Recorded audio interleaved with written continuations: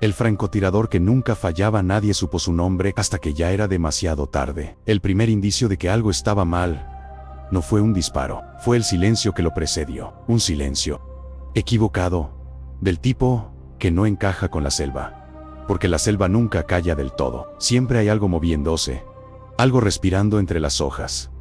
Pero esa mañana de octubre de 1968, en algún lugar al noroeste de Hugh, a 4 kilómetros de cualquier mapa que importara, la selva simplemente dejó de existir por un instante. El sargento Dale se lo recordar y años después como una sensación en el pecho, no en los oídos, algo que oprimía desde adentro. Como si el aire hubiera perdido peso de golpe. Y antes de que pudiera girar la cabeza, antes de que su cerebro terminara de procesar lo que sus pulmones ya sabían, el soldado Petrovsky cayó a su izquierda, limpio, silencioso, sin avisar. Mese se arrojó al suelo. Los Dimas hicieron lo mismo. Por reflejo, por entrenamiento, por ese instinto que solo se aprende cuando lleva suficiente tiempo conviviendo con la muerte. Pero lo que siguió fue lo que ninguno de ellos pudo explicar después. No hubo segundo disparo, no hubo movimiento entre los árboles, no hubo nada, solo el cuerpo de Petrovsky. Y la pregunta que nadie se atrevió a pronunciar en voz alta: ¿cómo supo que ibas a moverte? Porque Petrovsky había cambiado de posición medio segundo antes de caer. Había decidido cruzar hacia el otro lado de la formación. Era una decisión que tomó en ese momento, sin avisar, sin una orden, y el disparo lo alcanzó en el aire. Durante el movimiento, no estaba reaccionando al soldado, estaba anticipando al hombre. Eso fue lo primero. No fue lo último.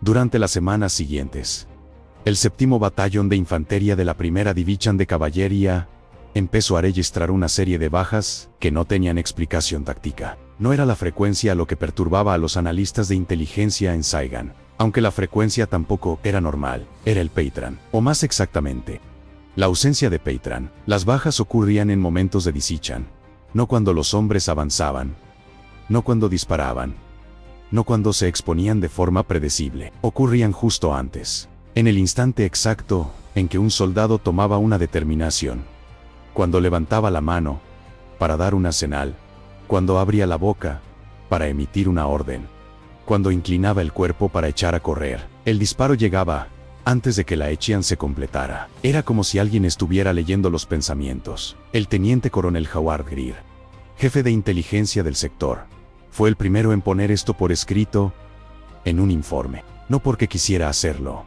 sino porque los números lo forzaron. 11 bajas en 19 días, todas en condiciones similares, todas en zonas distintas.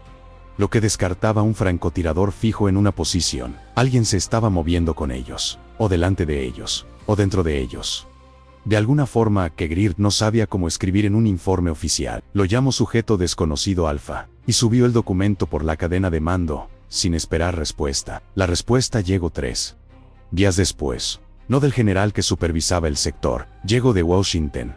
Eso solo, el hecho de que Washington respondiera directamente a un informe de inteligencia de campo, en menos de 72 horas, ya era suficiente para que Greer entendiera que había tocado algo. El mensaje era breve. Decía que el asunto estaba siendo atendido, decía que debía continuar con sus operaciones normales, y decía, en el párrafo final, algo que Greer leyó 3 veces, antes de cerrar el documento. Decía que este sujeto ya había sido identificado con anterioridad. Greer se preguntó durante mucho tiempo qué significaba eso. ¿Identificado cuándo? ¿Identificado por quién? Y sobre todo, si ya había sido identificado, ¿por qué seguía operando? Pero no hizo esas preguntas. No entonces, en aquel verano de 1968. La guerra tenía suficientes preguntas sin respuesta. Una más no iba a cambiar nada, o eso creía Greer. La persona que eventualmente obtuvo algunas de esas respuestas no era militar. Era una traductora civil de nombre Lin Nguyen, vietnamita del norte que había desertado al sur en 1962 y que trabajaba desde entonces para la Agencia de Inteligencia de Defensa como intérprete y analista cultural. Lin era la clase de persona que los archivos nunca registran bien, porque hacía el trabajo que nadie quería reconocer que se necesitaba. Hablaba 7 dialectos. Conocía las estructuras de mando del Vietcong, no solo sobre el papel sino desde adentro. Desde los años que había pasado escuchando conversaciones en mercados y funerales y bodas, antes de que la guerra lo cambiara todo. Y fue Lin quien, en noviembre de 1968, escuchó por primera vez el nombre que los combatientes del norte le daban al francotirador. Lo llamaban Nguyen Viet Truc, el que sabe antes. No lo llamaban buen tirador, no lo llamaban preciso, lo llamaban el que sabe antes. Y entre los hombres del norte que combatían en esa zona, el nombre no se pronunciaba con orgullo, se pronunciaba con algo que Lin, con toda su experiencia leyendo el lenguaje de la gente que había crecido en esa guerra, solo pudo describir como incomodidad, como si ellos tampoco lo entendieran del todo. Lin escribió su propio informe. Fue más cuidadosa que Greer. No especulo, solo documento lo que había escuchado, palabra por palabra, con las notas de contexto que una persona de su formación sabe insertar sin que parezcan especulación. Y lo envió a su superior directo en la agencia, un hombre de nombre Richard Kesal, que llevaba 4 años coordinando operaciones de inteligencia humana en Vietnam del Sur. Kesal leyó el informe 2 veces. Luego llamó a Lin a su oficina en el cuartel general de la agencia en Saigon y le hizo una pregunta que ella no esperaba. Le preguntó si había mencionado esto con alguien más. Lin dijo que no. Kesal le dijo que era importante que siguiera siendo así. Y luego, con una calma que Lin describió años después como la calma de alguien que ya sabe cosas que preferiría no saber, le dijo algo más. Le dijo que el ejército de los Estados Unidos había estado monitoreando a este individuo durante más tiempo del que ella pensaba, y que había cosas en ese expediente que hacían que el asunto fuera, en sus palabras exactas, sensible de una manera particular. Lin preguntó qué clase de cosas. Kesal no respondió. Solo le dijo que siguiera haciendo su trabajo, que si escuchaba algo más sobre el sujeto, lo reportara directamente a él, sin intermediarios. Lin salió de esa reunión con 2 certezas. La primera, que había algo en ese expediente que Kesal no quería que ella viera. La segunda, que era más inquietante, que Kesal tenía miedo, no de la guerra, no del francotirador.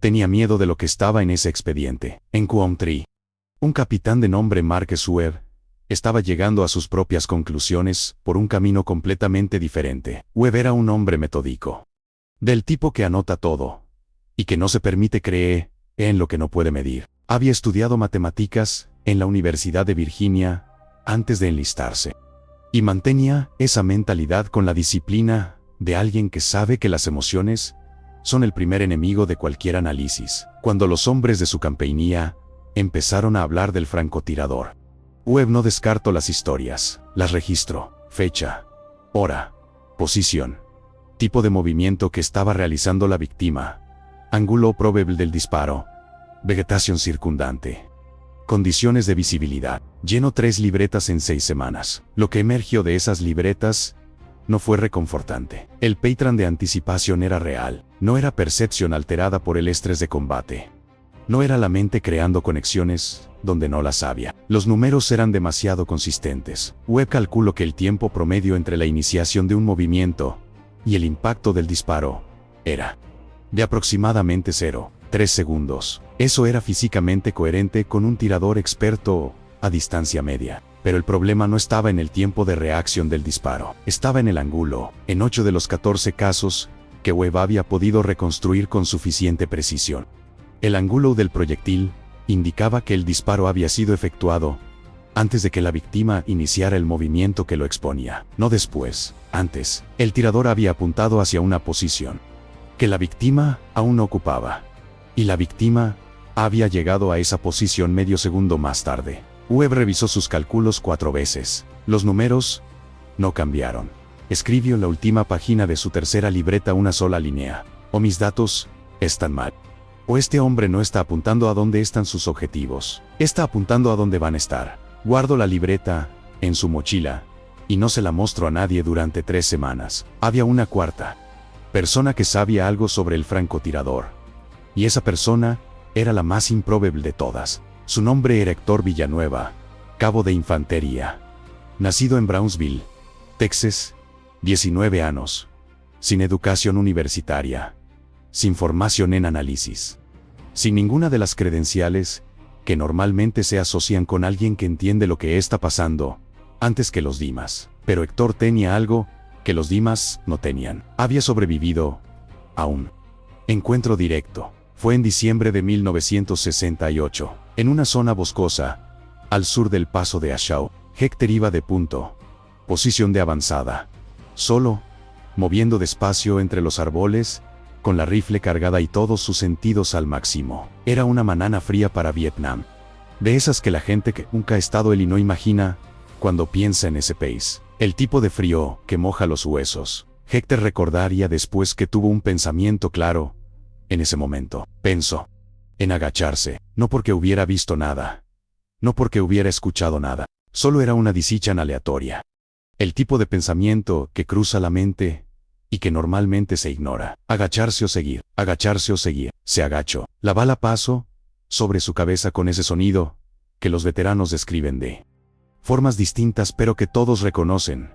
Ese zumbido breve que reescribe la forma en que uno piensa sobre su propia existencia. Hector no vio de dónde vino. Nadie lo hubiera visto. Pero en el segundo que pasó tirado en el suelo, con el corazón latiéndole los oídos, tuvo una certeza extraña que no sabía cómo articular. La sensación de que no se había agachado porque quiso. La sensación de que algo lo había movido. Como si alguien hubiera intervenido en su decisión.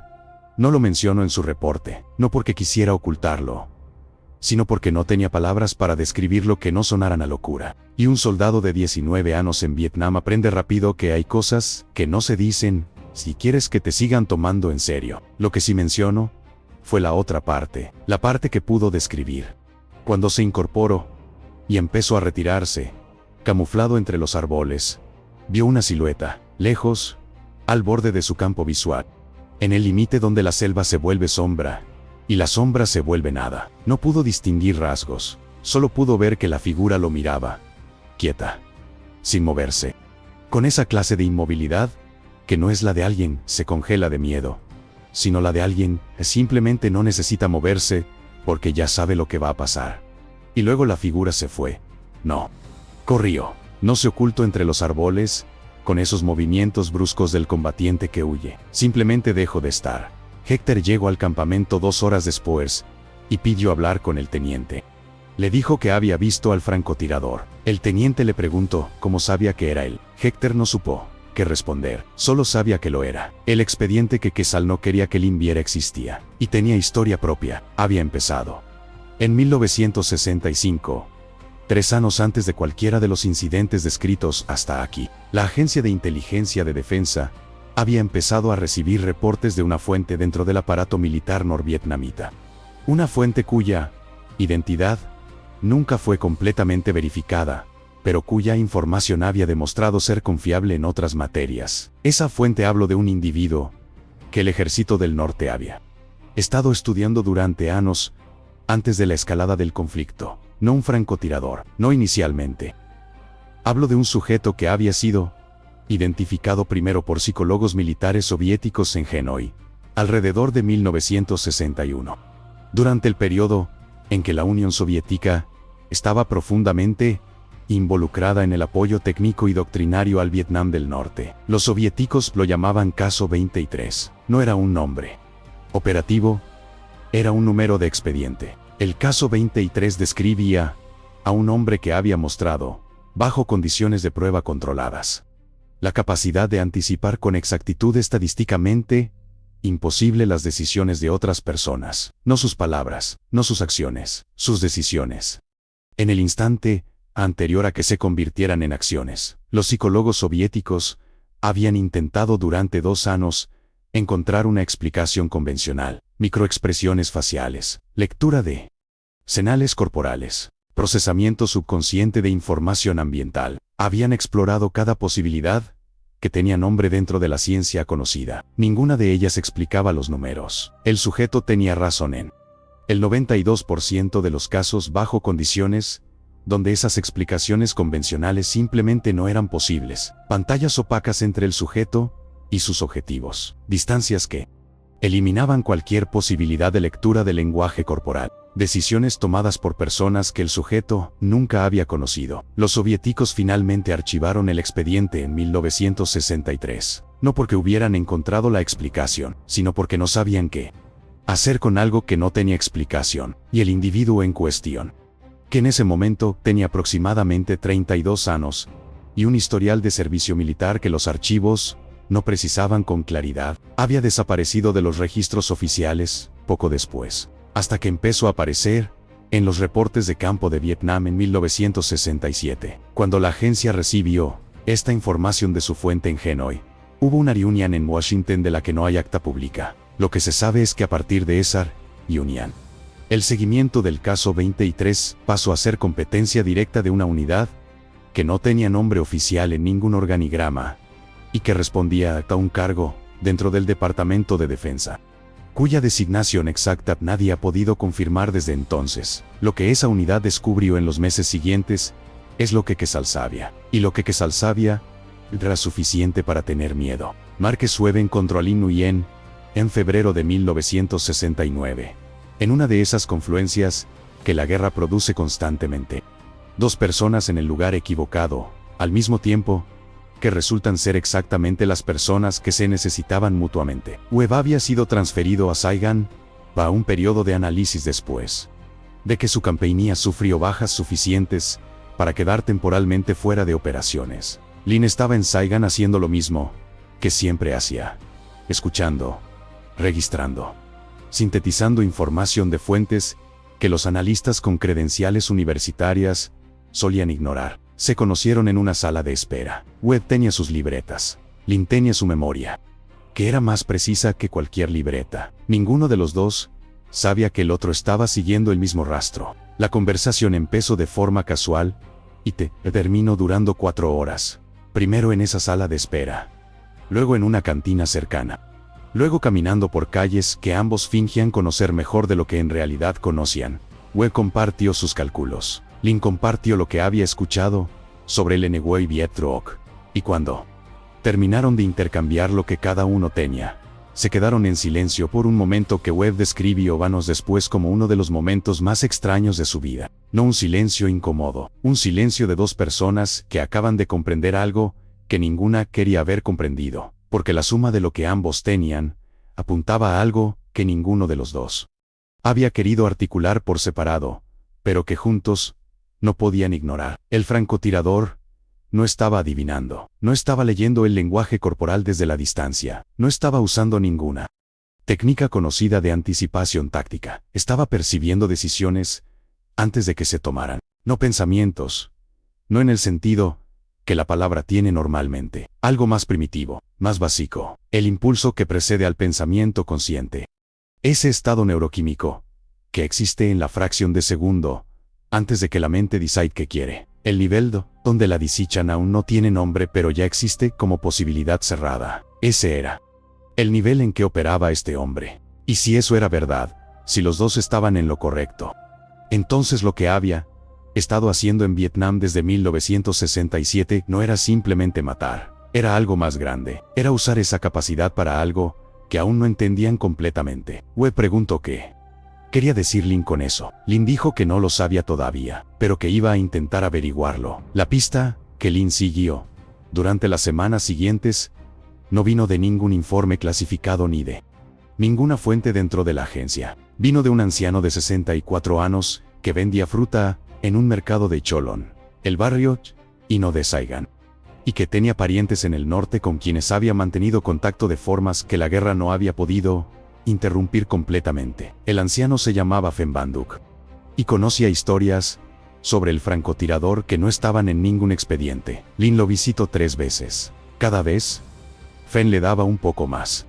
Con la prudencia de alguien que ha sobrevivido suficientes cambios de Reyaman como para saber que la información es la única moneda que no se devalúa. Lo que Phen sabía, o lo que decía saber, era esto: el hombre al que llamaban el que sabe antes, no era un soldado, no en el sentido convencional, era lo que en las aldeas del norte, antes de que la ideología marxista reemplazara a cada vocabulario anterior, se llamaba un SEM.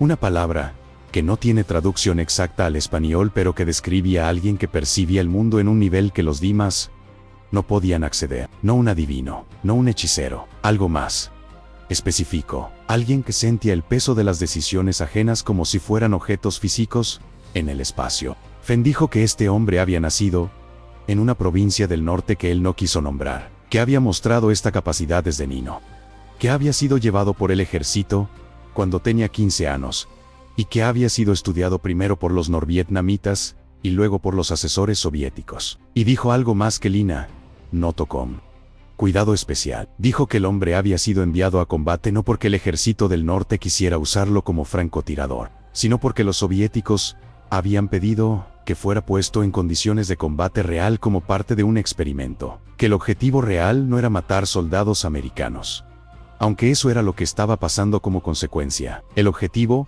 era medir la capacidad del sujeto bajo estrés extremo, ver si la capacidad se amplificaba o se degradaba cuando la vida estaba en juego. Lin preguntó si Fen sabías y había alguien del lado americano que conociera esta parte de la historia. Fen la miró durante un momento, y luego dijo algo que Lin tardar y a meses en entender completamente. Dijo que si había alguien del lado americano que lo supiera, y que ese alguien no estaba en Saigon, estaba en el campo, estaba siguiendo al francotirador, no para capturarlo, para algo diferente. Webb recibió ese fragmento de información de parte de Lin, como quien recibe una pieza de un rompecabezas que cambia la imagen completa, porque Webb había estado siguiendo otro rastro en paralelo, uno que había empezado casi por accidente. Un oficial de operaciones especiales ebrio en una cantina había mencionado, sin darse cuenta de que lo hacía, la existencia de un equipo que no estaba en ningún organigrama, un equipo de 2 personas, no un equipo de caza, un equipo de contacto. Webb había tardado 3 semanas en convertir esa pista en algo sustancial. Había llamado a favores que no tenía. Había seguido cadenas de nombres hasta llegar a personas que no deberían haberle dicho nada, y que sin embargo algo dijeron. Movidos por esa necesidad humana de que alguien más sepa lo que uno sabe cuando lo que uno sabe es demasiado pesado para cargarlo solo. Y lo que Webb había armado, pieza por pieza, era esto. Existía una operación clasificada que había empezado en julio de 1968, y que tenía un nombre en código que él nunca pudo confirmar del todo, pero que escuchó 2 veces pronunciado como Operación Umbral. El objetivo de esa operación no era eliminar al francotirador, era establecer contacto con él, porque alguna mente dentro del aparato de inteligencia americano había llegado a la misma conclusión que Webb y Lin, y había dado el paso siguiente.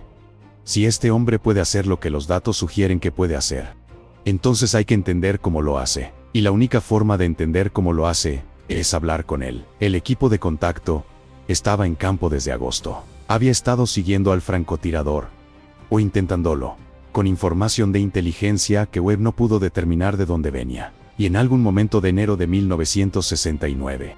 Según lo que Webb pudo reconstruir, ese equipo había hecho contacto. Lo que había pasado en ese encuentro era lo que ninguna de sus fuentes podía o quería decirle. Solo había un fragmento, un solo dato que una persona le había dado a Webb con la condición de que nunca se supiera de dónde venía. El dato era este: el equipo de contacto había regresado, pero solo uno de sus 2 miembros había podido hablar después. El otro estaba en un estado que la fuente de Webb describió con una palabra que Webb había tenido que pedirle que repitiera porque pensó que había escuchado mal. La palabra era ausente, no herido, no muerto, ausente, como si una parte de él hubiera ido a algún lugar y no hubiera encontrado el camino de regreso. Fue Héctor Villanueva, el cabo de Brownsville que había sobrevivido al encuentro en el paso de Ashau, quien proporcionó el último fragmento de esta historia, no de forma directa, no en una reunión de inteligencia ni en un informe formal, sino años después,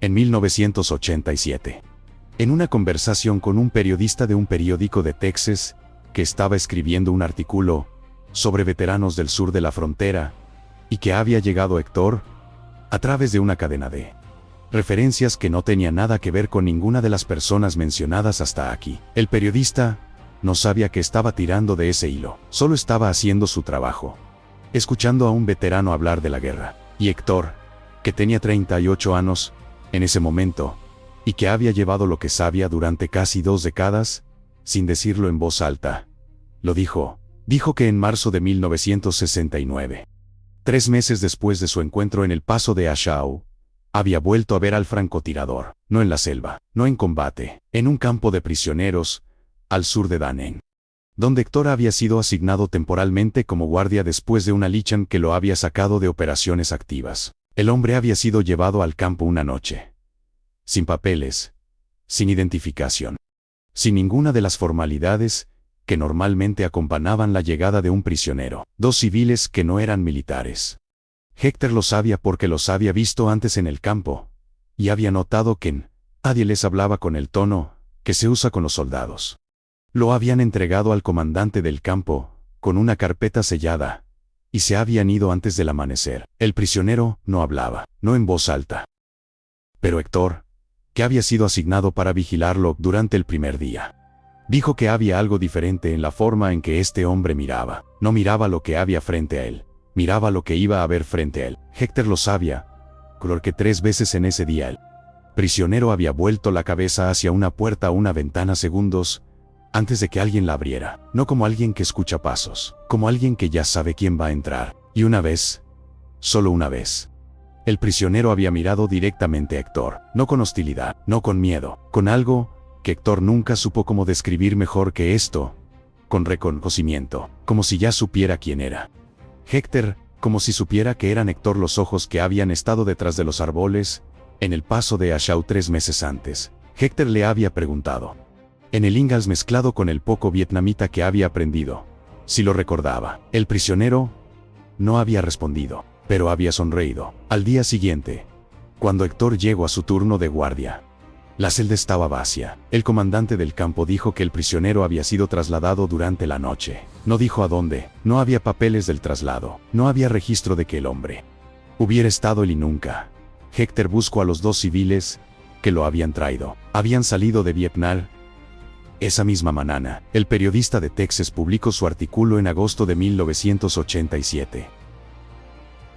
Era un artículo sobre veteranos latinos de Vietnam, sus experiencias, sus dificultades de readaptación, el silencio que la sociedad americana mantenía sobre su sacrificio específico. La historia de Héctor aparece en 3 párrafos, sin nombres completos, sin fechas precisas, mencionada de pasada como una anécdota sobre la extraviesa de la guerra. El artículo no tuvo mayor impacto, pero ese mismo año, según lo que Lin Nguyen consignaría en un manuscrito que nunca publicó, y que apareció entre sus papeles después de su muerte en 2003. Alguien llamó a su puerta en Arlington, Virginia, donde vivía desde 1975. No era un periodista, era un hombre de mediana edad, bien vestido, que no dio su nombre pero que mostró una credencial, Lin reconoció como perteneciente a una agencia que supuestamente había dejado de existir en 1973. El hombre le preguntó si conservaba sus notas de Vietnam. Lin dijo que sí. El hombre le preguntó si alguna vez había documentado lo que sabía sobre el Nguyen Viet Truc. Lin dijo que había empezado un manuscrito, pero que nunca lo había completado. El hombre dijo que era mejor que así siguiera, no de forma amenazante, con el tono de alguien que está dando un consejo genuino. El tipo de consejo que viene de saber más que la persona a quien se lo das. Lin le preguntó si el francotirador seguía vivo. El hombre no respondió de inmediato. Miró por la ventana de la sala de estar de Lin durante varios segundos, como si estuviera pensando en algo diferente a la pregunta que le habían hecho. Y luego dijo, esa no es exactamente la pregunta correcta. Lin preguntó cuál era la pregunta correcta. El hombre se levantó, recogió su sombrero de la silla, donde lo había depositado al llegar, y dijo algo que Lin escribió esa misma noche en el cuaderno donde llevaba su diario personal, con letra apretada, como si quisiera asegurarse de que no cambiarían, y una sola palabra en el recuerdo. Dijo, la pregunta correcta es cuántas personas como él existen, y si alguna vez tuvimos la respuesta a esa pregunta. Ya no la tenemos. Y salió. Lin lo vio cruzar la calle desde su ventana. Un hombre de mediana edad bien vestido caminando hacia un auto que no recordaría haber visto llegar. No intentó buscarlo después, no porque tuviera miedo, aunque algo de miedo había, sino porque entendió que la historia que había estado siguiendo durante 20 años no tenía final. No en el sentido en que las historias normalmente tienen final. Tenía solo un borde, como los mapas de los cartógrafos antiguos. Ese punto donde lo conocido termina y lo desconocido empieza, y nadie regresado todavía para contarlo. Marquez Webb murió en 1999. Sus libretas de Vietnam fueron donadas a una universidad en Virginia por su familia, que no sabía exactamente qué contenían. Están catalogadas como documentos de historia militar y son accesibles a investigadores con credenciales apropiadas. La sección de los últimos meses de 1968 tiene 15 páginas que están en blanco, no arrancadas, simplemente en blanco. Como si Webb hubiera dejado ese espacio para algo que nunca encontró cómo escribir. Héctor Villanueva vive en San Antonio. No habla de la guerra con frecuencia, pero su hija, que tiene 32 años, dijo en una entrevista para un podcast sobre historia oral en 2019 que su padre tiene un hábito que siempre le pareció extraño. Antes de entrar a cualquier cuarto, se detiene un momento en el umbral, solo un momento, como si estuviera escuchando algo. Cuando ella le preguntó una vez por qué lo hacía, Héctor no respondió de inmediato. Luego dijo, me enseñó un hombre a hacerlo. Hace mucho tiempo. Su hija preguntó, ¿quién era ese hombre? Héctor dijo que nunca supo su nombre, solo que ese hombre siempre supo el suyo. Este relato está basado en una historia de ficción. Todos los personajes, eventos y organizaciones descritos son producto de la imaginación y no representan personas reales ni hechos históricos documentados. Cualquier similitud con personas o eventos reales es pura coincidencia.